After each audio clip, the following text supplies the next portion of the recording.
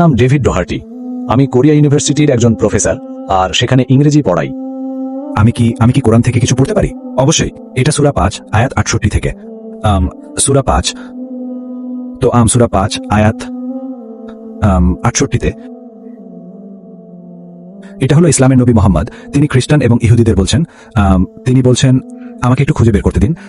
তিনি বলছেন, আচ্ছা, এটা আল্লাহ ইসলামের নবীর সাথে কথা বলছেন, তাই না? তিনি বলছেন, বলো হে কিতাবীগণ। এটা উদ্দেশ্য করে বলা হচ্ছে খ্রিস্টান এবং ইহুদিদের। বলো হে কিতাবীগণ, তোমাদের কোনো ভিত্তি নেই যতক্ষণ না তোমরা তাওরাত এবং ইনজিল এবং তোমাদের রাবের কাছ থেকে তোমাদের কাছে যে ওহী এসেছে তা শক্ত করে আঁকড়ে ধরো। এটা হলো এমন এক ওহী যা রাবের কাছ থেকে তোমার কাছে আসে। এটা ইসলামের নবী 610-620 সেই সময়ের মধ্যে কোন এক খ্রিস্টাব্দে বলেছিলেন। এবং এর মানে হলো যে যখন নবী মুহাম্মদ এই কথা বলেছিলেন, তখন খ্রিস্টান ধর্মগ্রন্থ এবং ইহুদি ধর্মগ্রন্থগুলো তাদের দৃঢ়ভাবে আঁকড়ে ধরার জন্য উপস্থিত ছিল। কারণ তা না হলে ইসলামের নবী মুহাম্মদ সাল্লাল্লাহু আলাইহি ওয়াসাল্লাম কেন খ্রিস্টান এবং ইহুদিদের বলবেন যে হে কিতাবীগণ, তোমাদের কোনো ভিত্তি নেই যতক্ষণ না তোমরা দৃঢ়ভাবে আঁকড়ে ধরো তাওরাত, ইনজিল এবং তোমাদের কাছে আসা সমস্ত ওহী। এর মানে হলো যে নবী মুহাম্মদ সাল্লাল্লাহু আলাইহি ওয়াসাল্লামের সময় 610 খ্রিস্টাব্দে খ্রিস্টান ধর্মগ্রন্থ এবং ইহুদি ধর্মগ্রন্থগুলো ইহুদি এবং খ্রিস্টানদের দৃঢ়ভাবে আঁকড়ে ধরার জন্য উপস্থিত ছিল। তা না হলে নবী বলতেন না যে যাও এবং সেই ধর্মগ্রন্থগুলো দৃঢ়ভাবে আঁকড়ে ধরো। আর হ্যাঁ, তো আমাদের কাছে বাইবেল আছে যা 610 খ্রিস্টাব্দের অনেক আগে থেকেই বিদ্যমান। আমাদের কাছে বাইবেল আছে। আমি সে বিষয়ে অবগত আছি। আমিও খ্রিস্ট ধর্মের একজন ছাত্র। ঠিক আছে, এবং আপনি খুব ভালো একটি প্রশ্ন করেছেন। ঠিক আছে। আপনার প্রশ্ন বুঝতে পেরেছি যে কোরআন বলছে যে কেন খ্রিস্টানরা ধর্মগ্রন্থগুলো আঁকড়ে ধরে না। ঠিক, তার মানে আপনার যুক্তি বলছে যে তার মানে নবী মুহাম্মদ সাল্লাল্লাহু আলাইহি ওয়াসাল্লামের সময়ে ইনজিল এবং তাওরাত ছিল। আমি সাধারণত আপনার সাথে একমত। এখন আমি এর উত্তর দেব। ঠিক আছে।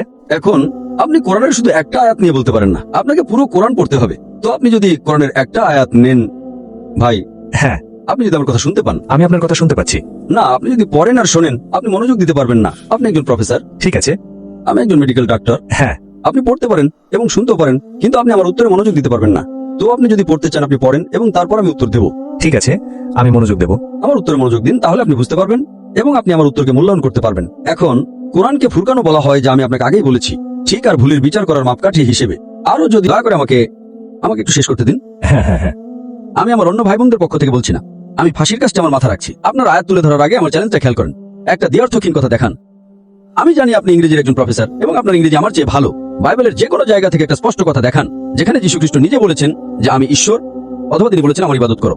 আসলে যদি আপনি বাইবেল পড়েন, যীশু খ্রিস্ট বলেছেন, এটা উল্লেখ আছে গসপেল অফ জন অধ্যায় 14-28। যীশু খ্রিস্ট বলেছেন আমার পিতা আমার চেয়ে মহান। গসপেল অফ জন অধ্যায় 10-29 তিনি বলেছেন যে আমার পিতা সবার চেয়ে মহান। গসপেল অফ ম্যাথিউ অধ্যায় নম্বর 12-28, আমি ঈশ্বরের আত্মা দিয়ে শয়তান তাড়াই। গসপেল অফ লুক অধ্যায় নম্বর 11-20, আমি ঈশ্বরের আঙুল দিয়ে শয়তান তাড়াই। গসপেল অফ জন অধ্যায় 5-30, আমি নিজে থেকে কিছু করতে পারি না, আমি যেমন শুনি তেমন বিচার করি। আর আমার বিচার নাই, কারণ আমি আমার নিজের ইচ্ছা নয় বরং পরমপিতার ইচ্ছা খুঁজি। যে কেউ বলে যে আমি আমার নিজের ইচ্ছা নয় বরং পরমপিতার ইচ্ছা খুঁজি, সে একজন মুসলিম। ঈসা আলাইহিস সালাম একজন মুসলিম ছিলেন। এটা পরিষ্কারভাবে উল্লেখ আছে প্রেরিত বই অধ্যায় 2-22। হে ইসরায়েলীবাসীরা, এই কথা শোনো, নাসরতের যিশু তোমাদের মাঝ থেকে ঈশ্বরের অনুমোদিত একজন মানুষ, সেই সব অদ্ভুত কাজ এবং অলৌকিক কাজ এবং নিদর্শনের মাধ্যমে যা ঈশ্বর তার দ্বারা করেছিলেন, আর তোমরা তার সাক্ষী। ঈশ্বরের অনুমোদিত একজন মানুষ তোমাদের মাঝে সেই সব অদ্ভুত কাজ এবং নিদর্শন এবং অলৌকিক কাজের মাধ্যমে যা ঈশ্বর তার দ্বারা করেছিলেন, আর তোমরা তার সাক্ষী। তো সম্পূর্ণ বাইবেলে এমন একটাও দ্ব্যর্থহীন কথা নেই যেখানে যীশু খ্রিস্ট নিজে বলেছেন যে আমি ঈশ্বর, অথবা তিনি বলেছেন আমার ইবাদত করো। আর আপনাকে সেটা দেখানোর জন্য সাধারণ আমন্ত্রণ জানাচ্ছি। আর আপনি দেখাতে পারলে আমি খ্রিস্টান ধর্ম গ্রহণ করব। ওকে। আর যদি না পারেন তাহলে আপনাকে মেনে নিতে হবে যে যীশু ঈশ্বর নন। আপনি কি চ্যালেঞ্জের সাথে একমত? ঠিক আছে। ওকে, ধন্যবাদ ভাই। ঠিক আছে, তো আমরা বিশ্বাস করি যে খ্রিস্টানরা বিশ্বাস করে যে যিশু হলেন ঈশ্বরের পুত্র এবং ঈশ্বর দ্য ট্রিনিটি। ঠিক আছে, খ্রিস্টান দৃষ্টিকোণ থেকে বাইবেল থেকে কোট দিন। ঠিক আছে, ঠিক আছে। তো যোহন অধ্যায় 10 এবং আমি কি একটু 1 সেকেন্ডের জন্য ওটা পেতে পারি? পদ নম্বর 30, পৃষ্ঠা 31।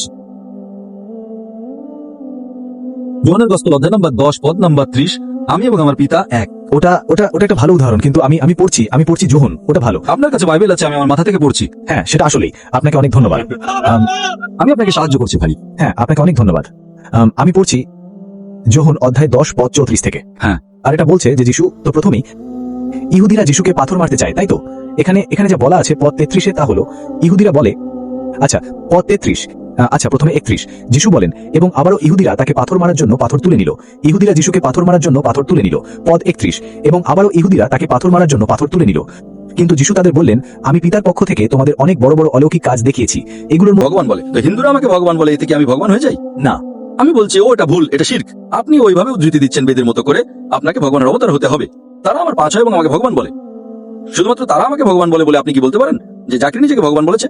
এটা কি সেই শর্ত পূরণ করে যে এমন একটা স্পষ্ট কথা দেখান যেখানে জাকির বলেছে যে সে ভগবান? না, অন্য কেউ আমাকে ভগবান বলছে। একইভাবে এখানেও আপনি যদি প্রেক্ষাপট পড়েন, জনের গসপেল অধ্যায় নম্বর 31 পর থেকে তারা বলে তিনি যীশুখ্রিস্ট তাদের জিজ্ঞেস করেন জনের গসপেল অধ্যায় নম্বর 31 যে তোমরা আমাকে পাথর মারছো কেন? তারা বলে আমরা তোমার কাজের জন্য পাথর মারছি না, বরং তুমি ঈশ্বর নিন্দা করছো তাই। তারপর যীশুখ্রিস্ট তাদের কাছে পরিষ্কার করে বলছেন তিনি ঈশ্বর নিন্দা করছেন না। ও যীশু কি বলেন ঠিক আছে আমি ঈশ্বর, আমাকে পাথর মারো? তিনি সেটা বলেননি। তিনি বলেছেন যে কোন ভালো কাজের জন্য তোমরা আমাকে পাথর মারছো। এরপর আপনি পদ নম্বর 32 যান, আমরা তোমার ভালো কাজের জন্য পাথর মারছি না, আমরা পাথর মারছি কারণ তুমি ঈশ্বর নিন্দা করছো তাই। তারপর তিনি বলেন তোমাদের ধর্মগ্রন্থে কি পাঠানো হয়নি যে যাদের কাছে ঈশ্বরের বাণী এসেছে তাদেরকে যদি তোমরা ঈশ্বর বলো? এখন ঈশ্বরের বাণী আসে বার্তাবাহকের কাছে। মুসার কাছে ঈশ্বরের বাণী এসেছিল, তো মুসা কি ঈশ্বর হয়ে যান? যিশুর কাছে ঈশ্বরের বাণী এসেছিল, তিনি ঈশ্বর হয়ে যান না। মোহাম্মদ সাল্লাল্লাহু আলাইহি সাল্লামের কাছে ঈশ্বরের বাণী এসেছিল, তিনি ঈশ্বর হয়ে যান না। তো তিনি বলছেন যে সেই মানুষগুলো যাদের কাছে ঈশ্বরের বাণী এসেছে তাদেরকে যদি তোমরা ঈশ্বর বলো তবে আইন ভাঙেননি। ক্রস রেফারেন্স গীত সংহিতা অধ্যায় নম্বর 82 যান, ক্রস রেফারেন্স সেখানে বলা আছে যে আপনারা তাদের ঈশ্বর বলেন, পদ নম্বর 6, এতে আইন ভাঙা যায় না। তো এখানে ভাই, তো এখানে যিশু আলাইহিস সালাম তাদের বলছেন যে যদি আপনি এমন কোন ব্যক্তিকে ঈশ্বর বলেন যার কাছে ঈশ্বরের বাণী পাঠানো হয়েছে তাদেরকে যদি তোমরা ঈশ্বর বলো তবে ধর্মগ্রন্থ লঙ্ঘন করা হয় না, কারণ এই ঈশ্বরের জিটা হলো ছোট হাতের জি। ঠিক আছে, তার মানে এই নয় যে তিনি ঈশ্বর। ঠিক আছে, তাহলে কিন্তু এই পদে আপনার কথার বিষয়ে কোথাও এমনটা বলা নেই যে আমি আর তুমি, আপনি আর আমি, আমরা এক। এটা হলো উদ্দেশ্যে এক হওয়া। আপনি যদি ক্রস রেফারেন্স আমার প্রভু এবং আমার ঈশ্বর। যিশু বলেননি থমাস ওটা বাজে কথা, আমাকে ঈশ্বর বলো না। কিন্তু থমাস যিশুকে বলে, ঠিক, থমাস বলে ভাই আমার প্রভু এবং আমার ঈশ্বর। তারপর যিশু তাকে বললেন কারণ তুমি আমাকে দেখেছো তাই তুমি বিশ্বাস করেছো, ধন্য তারা যারা না দেখেও বিশ্বাস করেছে। তো সেখানে আবারও যিশু ঈশ্বরত্ব মেনে নিচ্ছেন না ভাই, বলেননি? বলেননি? প্রেক্ষাপট পড়ুন। আপনি প্রসঙ্গের বাইরে থেকে উদ্ধৃতি দিচ্ছেন। জনের গসপেল অধ্যায় নম্বর 20 আপনি পদ নম্বর 25 থেকে শুরু করেন। এটা বলছে যে আমি স্পর্শ করতে চাই, আমি স্পর্শ করে দেখতে চাই যে পেলগুলো ছাপ আছে কিনা।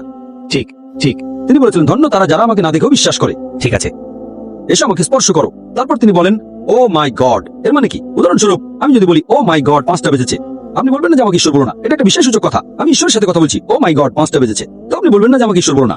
না না ডাক্তার, দাঁড়ান, যখন আমি বলি ও মাই গড 5টা বেজেছে, আপনি কি বলবেন ভাই জাকির আপনি আমাকে ঈশ্বর বলছেন কেন? আপনি জানেন আমি আপনাকে ঈশ্বর বলছি না। এটা একটা বিশেষসূচক কথা। তো যখন সে যিশু খ্রিস্ট সর্বশক্তিমান ঈশ্বর আপনাকে সত্য গ্রহণ করার সাহস দেন। ধন্যবাদ।